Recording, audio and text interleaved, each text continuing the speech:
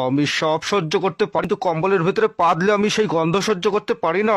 আর তোমার পাদের খুবই দুর্গন্ধ হয়। আমার পা এসেছিল তাই পেঁধেছি, তার জন্য তুমি আমাকে দোষ দিচ্ছ কেন? তোমার দোষ এটাই যে তুমি তোমার পায়খানা চেপে পেট ফুলে থাকলেও শীতের ভয়ে পায়খানা করো না, আর গ্যাসগুলো কম্বলের মধ্যেই ছাড়ো। ভবিষ্যতে আর কোনোদিন তোমার পা দিলে কম্বলের ভেতরে তুমি পাতবে না। তুমি বা তোমার মা পাদলে তখন তোমাদের নাকে গন্ধ লাগে না? তোমার মা তো সারাদিন ভরম ভরম করে পাদ মারে, একদিন তো তোমার মা পাততে পাততে হেগেই ফেলেছিল। কাজল চুপ করো, মা শুনতে পাবে।